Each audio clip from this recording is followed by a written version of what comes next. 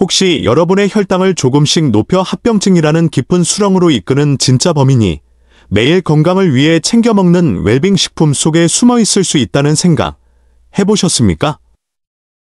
몸에 좋다고 믿었던 담백한 식단이 어쩌면 조용히 여러분의 췌장 건강을 해치고 있는지도 모릅니다. 이건 절대 과장이 아닙니다.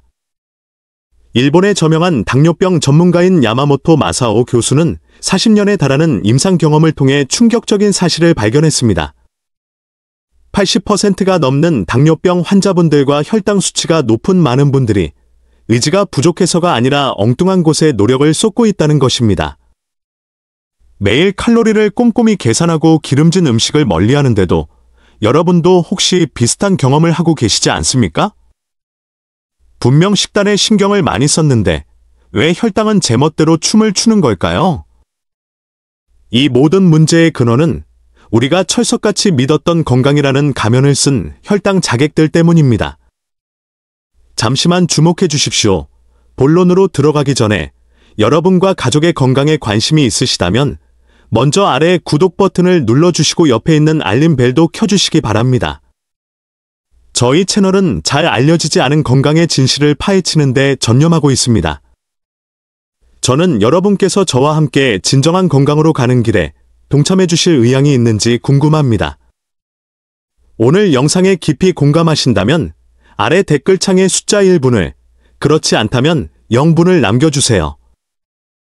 만약 여러분 또는 가족이 비슷한 질병으로 고통받고 계시다면 주저 말고 댓글로 질문을 남겨주십시오. 제가 최선을 다해 답변해 드리겠습니다. 오늘 저는 여러분의 고정관념을 완전히 뒤바꿔 드리겠습니다. 우리 식탁에 가장 교묘하게 숨어있는 가짜 건강식품을 찾아내고 고혈당을 역전시킬 비책을 알려드릴 것입니다. 이 영상의 내용은 여러분의 남은 인생의 건강을 좌우할 수도 있으니 부디 끝까지 시청해 주시기 바랍니다. 정답을 공개하기에 앞서 우리는 먼저 한 가지를 이해해야 합니다. 바로 혈당 조절 실패가 얼마나 무서운 결과를 초래하는가 하는 점입니다. 많은 분들, 특히 저희 같은 중장년층은 혈당이 좀 높은 것을 대수롭지 않게 여기는 경향이 있습니다. 단 음식만 좀 줄이면 괜찮다고 생각하시죠? 여러분, 이것은 아주 위험한 착각입니다. 우리 몸의 혈관을 영양분을 공급하는 수도관이라고 상상해 보십시오. 정상 혈당은 이 관을 흐르는 깨끗한 물과 같아서 우리 몸 구석구석에 생명력을 불어넣습니다. 하지만 혈당 수치가 높아지면 이 깨끗했던 물이 끈적끈적한 설탕물로 변해버립니다.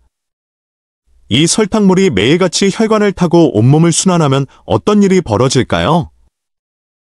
마치 신선한 고깃덩어리를 진한 설탕물에 오랫동안 담가두는 것과 같습니다. 결국 어떻게 될까요?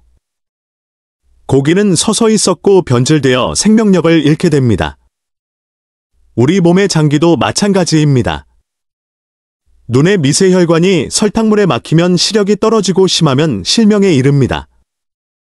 발의 신경이 손상되면 바늘로 찌르는 듯한 저림 증상이 나타나고 상태가 악화되면 다리를 절단해야 할 수도 있습니다. 정교한 필터인 신장이 설탕물에 절어버리면 결국 투석에 의지해야 하는 상황에 이를 수 있습니다. 고혈당이 심장병과 뇌졸 중의 주된 원인이라는 점은 더 말할 필요도 없겠죠. 제 옛 동료 중 한 분인 68세 김 선생님의 이야기입니다. 이분은 은퇴한 국어교사로 10년 전 당뇨 진단을 받으셨습니다. 지난 10년간 누구보다 건강하게 사셨습니다. 담배와 술은 입에도 대지 않으셨고 매일 일찍 자고 일찍 일어났으며 새끼 식사는 아주 담백하게 주로 흰죽과 찐빵으로 해결하셨죠. 배가 고플 땐 과일로 허기를 달랬습니다. 이렇게 하면 혈당을 잘 관리할 수 있을 거라 굳게 믿으셨습니다. 하지만 결과는 어땠을까요? 혈당 수치는 계속 널뛰기를 했고 약의 양은 점점 늘어만 갔지만 몸은 갈수록 기운이 없었습니다. 작년부터는 전형적인 합병증 증세까지 나타나기 시작했습니다. 신문을 읽을 때 눈이 침침해지고 양발에는 떨쳐낼 수 없는 마비감이 찾아왔습니다. 김 선생님은 극심한 고통과 함께 혼란에 빠졌습니다. 도대체 자신이 무엇을 잘못했는지 도무지 알 수 없었죠. 김 선생님의 이 고민, 아마 화면 앞에 많은 분들도 똑같이 하고 계실 겁니다. 왜 우리는 건강식을 챙겨 먹을수록 혈당 조절은 더 어려워지는 걸까요? 오늘 우리 일상 속에 숨겨진 이 놀라운 비밀을 함께 파헤쳐 보겠습니다. 자, 이제 정신 바짝 차려주십시오. 지금부터 여러분의 췌장 건강을 서서히 망가뜨리는 가짜 웰빙 식품 5가지를 공개하겠습니다. 순위가 낮은 것부터 역순으로 발표할 텐데, 특히 1위는 거의 모든 한국인 가정의 식탁에 오르는 가장 흔하고 가장 교묘하며 가장 간과하기 쉬운 식품입니다. 고구마라고 하면 많은 분들의 눈이 반짝 빛날 겁니다. 맞습니다. 고구마는 세계보건기구 WHO가 선정한 10대 슈퍼푸드 중 하나로 식이섬유와 각종 비타민이 풍부해 장수식품이라는 명예로운 별명까지 가지고 있죠. 하지만 여러분, 여기에는 아주 큰 함정이 있습니다. 바로 조리법입니다. 푹 익혀 물컹해진 고구마가 왜 혈당 자객으로 불릴까요? 그 비밀은 바로 호화작용에 있습니다. 아시다시피 고구마는 전분 식품입니다. 고구마를 오랜 시간 고온에서 조리하면, 특히 으깬 고구마 퓨레나 군고구마처럼 부드럽게 만들면 전분 구조가 완전히 파괴됩니다. 이 과정을 호화라고 합니다. 호화된 전분은 우리 소화기관에서 거의 소화 과정 없이 아주 빠르게 포도당으로 전환되어 혈당을 급격히 치솟게 만듭니다.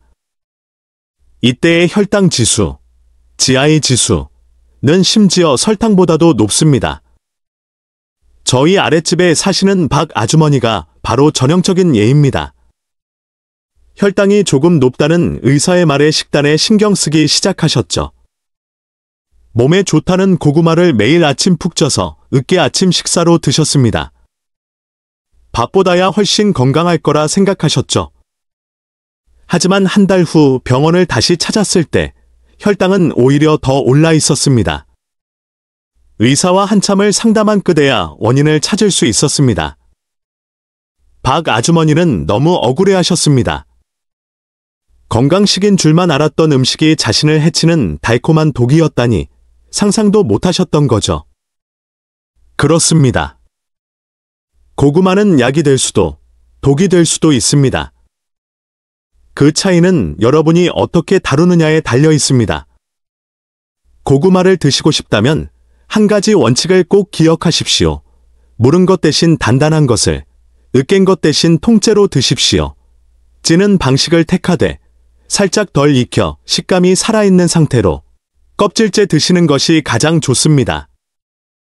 이렇게 하면 식이섬유를 최대한 보존하여 혈당 상승을 효과적으로 늦출 수 있습니다. 과일은 많이 먹을수록 좋다는 말, 우리 어릴 적부터 귀에 못이 박이도록 들었습니다.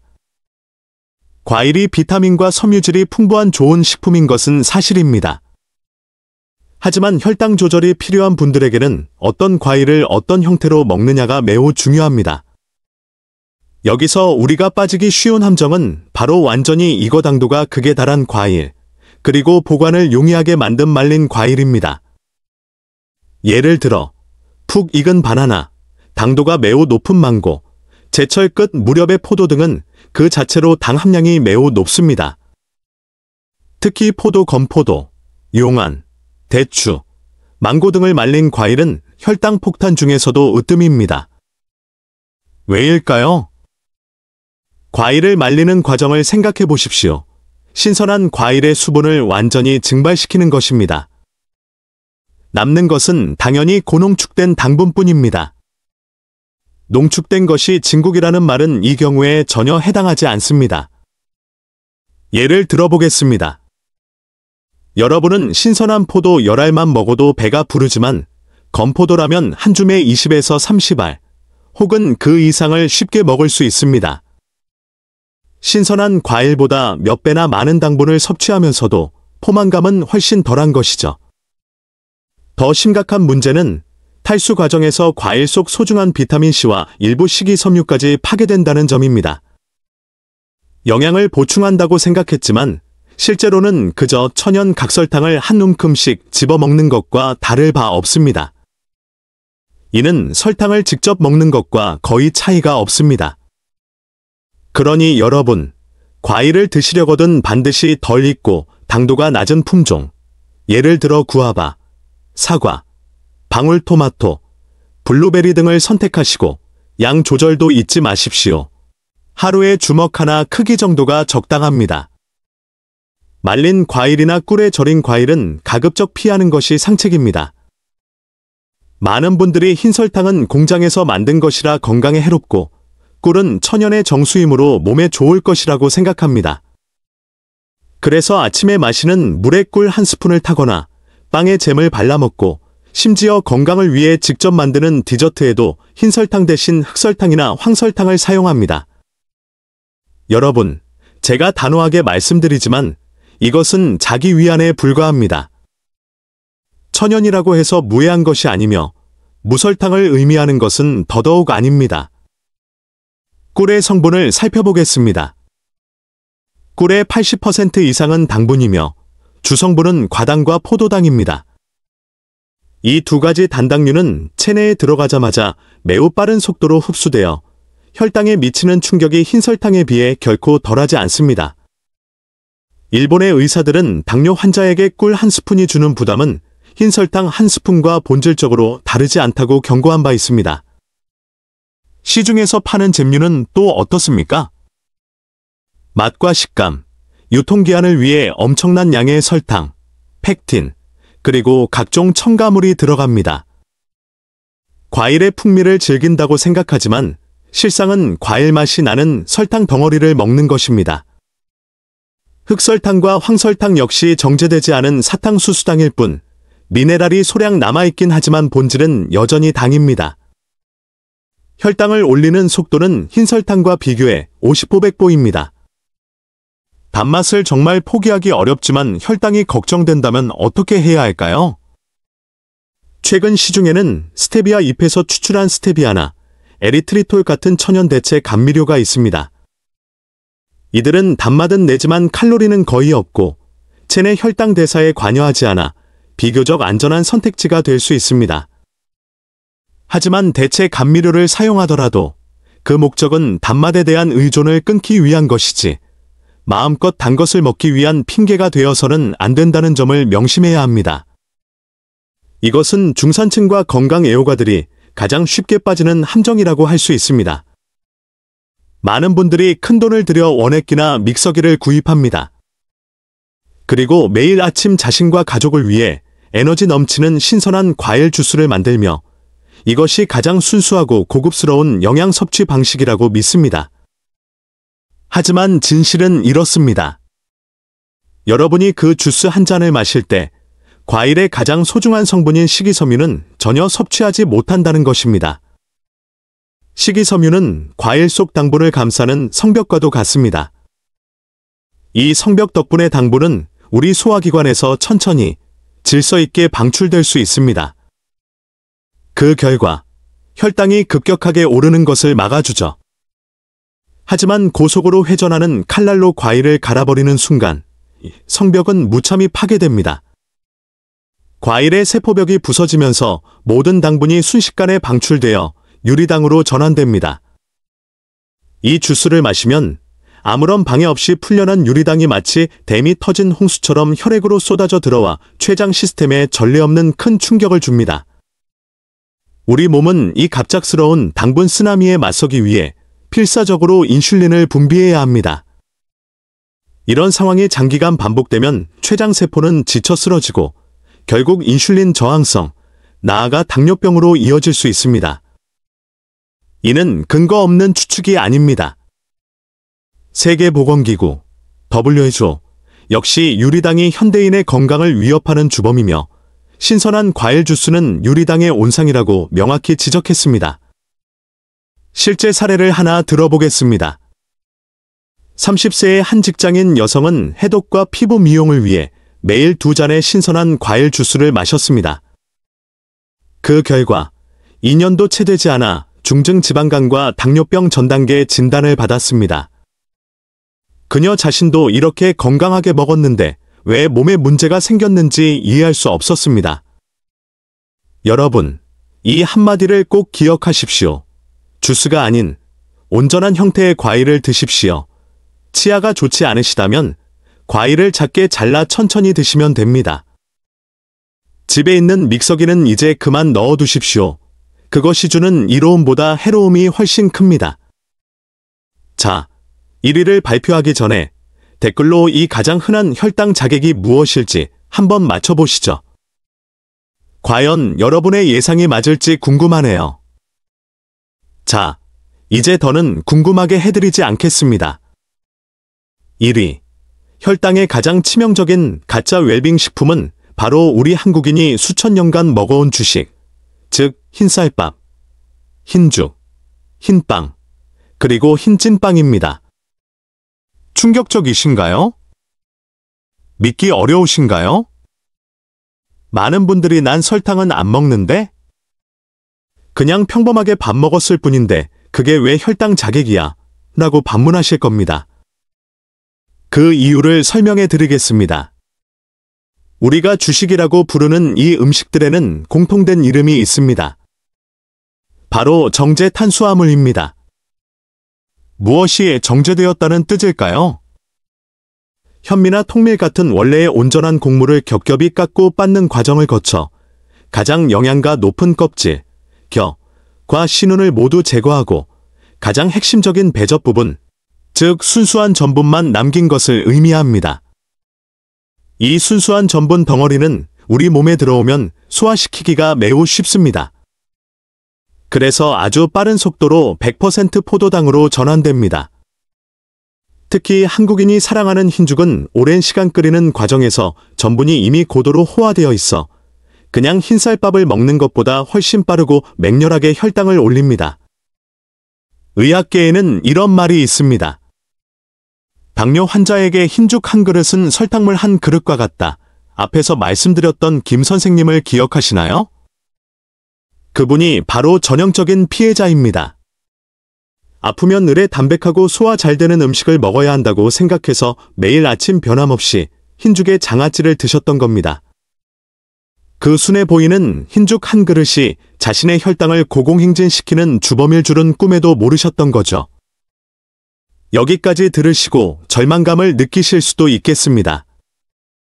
고구마도 마음대로 못 먹고 과일도 양을 제한하고 심지어 밥과 죽까지 적이라니 도대체 뭘 먹고 살란 말이냐고요? 걱정 마십시오. 계속 들어보세요. 여러분, 희망을 잃지 마십시오. 악이 있으면 선도 있는 법, 혈당 자객이 있다면 혈당을 낮추는 신의 한 수도 반드시 존재합니다. 홍수의 근원을 막았다면 이제는 튼튼한 제방을 쌓는 법을 배울 차례입니다. 지금부터 소개해드릴 식탁 위에 만병통치약 5가지를 꼭 마음에 새겨두십시오. 첫 번째 주자는 곡물의 왕이라 불리는 귀리입니다. 귀리가 왜 그토록 특별할까요? 핵심은 베타글루칸이라는 수용성 식이섬유에 있습니다. 이 물질을 물을 엄청나게 잘 흡수하는 스펀지라고 상상해 보십시오. 귀리를 섭취하면 이 베타글루칸이 위 속에서 수분을 흡수하여 끈적한 젤 형태로 변합니다. 이 젤은 다른 음식, 특히 탄수화물을 감싸안아 마치 두꺼운 소미불을 덮어주는 것과 같은 역할을 합니다. 이렇게 되면 음식물의 소화 속도가 현저히 느려지고 당분은 천천히 조금씩 혈액으로 방출됩니다. 혈당이 자연스럽게 안정되고 급격한 변동이 사라지는 것이죠. 그래서 저는 귀리를 혈당을 위한 서방형 캡슐이라고 부릅니다. 아주 적절한 비유 아닌가요? 미국 식품의약국 FDA에서도 공식적으로 인정했듯이 베타글루칸이 풍부한 귀리는 혈당 안정뿐만 아니라 콜레스테롤과 심혈관 질환의 위험을 낮추는 데도 도움이 됩니다. 우리 당뇨인들에게는 그야말로 일석이조의 희소식이죠. 단, 주의할 점이 있습니다. 제가 말씀드리는 귀리는 물에 끓여 먹어야 하는 통귀리나 스틸컵 귀리를 의미합니다. 설탕과 크림이 첨가되어 물만 부으면 바로 먹을 수 있는 인스턴트 오트밀은 가짜 건강식품이니 절대 혼동하시면 안 됩니다. 여주라고 하면 많은 분들이 인상을 찌푸리실 겁니다. 그 맛이 썩 유쾌하지 않은 것은 사실이지만 혈당 강화 효과는 과학적으로 입증되었습니다. 여주에는 매우 귀한 두 가지 성분이 들어 있습니다. 하나는 여주 펩타이드이고 다른 하나는 사포닌입니다. 과학자들의 연구에 따르면 이 물질들의 구조와 기능이 놀랍게도 우리 몸의 인슐린과 매우 유사하다고 합니다. 이들은 우리 몸이 혈액 속 포도당을 더 효율적으로 사용하도록 돕고 당분을 혈액에서 세포로 운반해 줌으로써 혈당을 낮추는 효과를 냅니다. 이 때문에 여주는 과학자들 사이에서 식물 인슐린이라고도 불립니다. 이는 민간요법이 아니라 현대 의학 연구가 뒷받침하는 사실입니다. 이미 많은 생명공학 회사들이 여주에서 유효 성분들을 추출하여 건강기능식품을 만들고 있습니다. 물론 우리가 일상 식단에서 여주를 직접 섭취하는 것이 가장 자연스럽고 안전한 방법입니다. 그렇다면 어떻게 조리해야 그 혈당 강화 활성을 최대한 보존할 수 있을까요? 추천하는 방법은 생으로 무쳐 먹거나 살짝 볶는 것입니다. 오랜 시간 고온에서 푹 끓이는 것은 피해야 합니다. 예를 들어 여주 무침이나 여주 달걀 볶음 같은 요리는 아주 좋은 선택입니다. 건강을 위해서라면 약간의 쓴맛쯤은 충분히 감수할 가치가 있습니다. 한국인의 식탁에서 콩으로 만든 음식을 빼놓을 수 없죠. 이는 조상들이 물려주신 귀한 유산입니다. 두부, 두부 부침, 설탕 없는 두유, 그리고 일본의 국보로 불리는 나토 등은 혈당 관리에 든든한 지원군입니다. 콩 식품에는 세 가지 큰 장점이 있습니다. 첫째, 혈당 지수가 매우 낮아 혈당을 거에 올리지 않습니다. 둘째, 양질의 식물성 단백질이 풍부하여 오랫동안 포만감을 느끼게 해줍니다. 이는 주식이나 간식 섭취를 줄이는 데 도움이 됩니다. 셋째, 여러 연구에 따르면 콩 식품을 꾸준히 섭취하면 인슐린 민감성이 개선되어 인슐린이 더 효율적으로 일하게 된다고 합니다.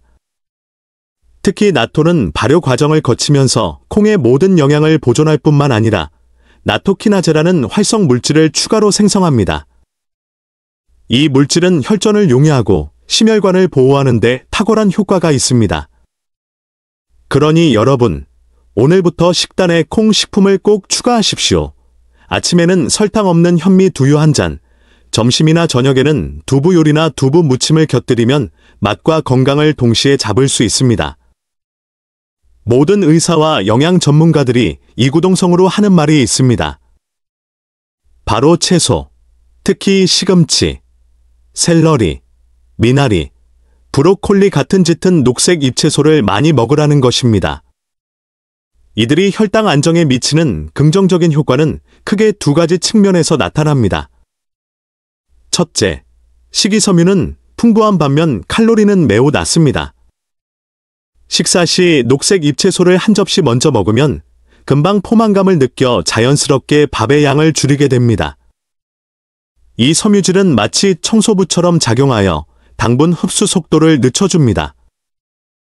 둘째, 일부 채소에는 특별한 숨겨진 능력이 있습니다. 브로콜리를 예로 들어보겠습니다. 브로콜리에는 설포라판이라는 물질이 들어 있습니다. 최신 의학 연구에 따르면 이 설포라판은 우리 간에 작용하여 간 자체에서 포도당이 생성되는 것을 줄여준다고 합니다. 아시다시피 고혈당은 음식 섭취뿐만 아니라 간에서 자체적으로 당을 만들어내기 때문에 발생하기도 하는데 설포라판이 바로 이 과정을 억제하는 것입니다. 정말 놀랍지 않나요? 따라서 식사 순서는 매우 중요합니다. 이 부분은 나중에 더 자세히 설명하겠지만 매 끼니마다 충분한 양의 짙은 녹색 잎채소를 포함해야 한다는 점을 꼭 기억하십시오.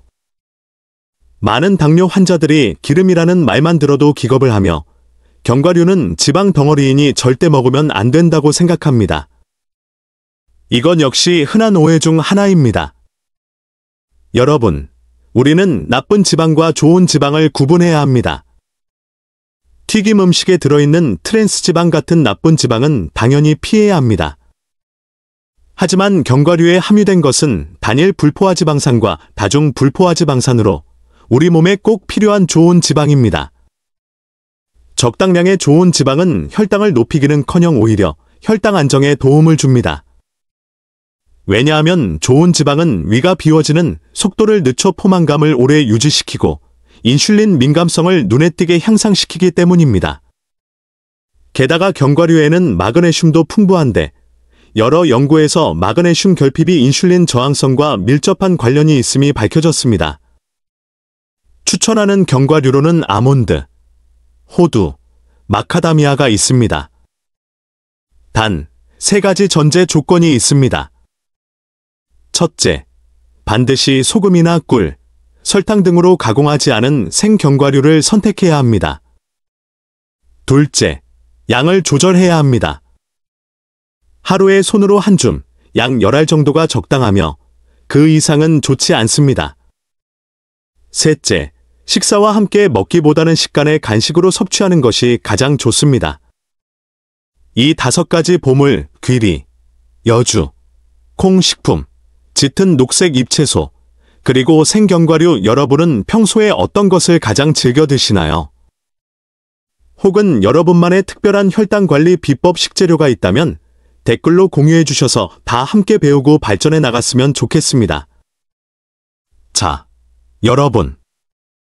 이제 우리는 어떤 혈당 자객을 피해야 하고 어떤 혈당 조절의 구원투수를 가까이 해야 하는지 알게 되었습니다. 하지만 무엇을 먹을지 아는 것만으로는 부족합니다.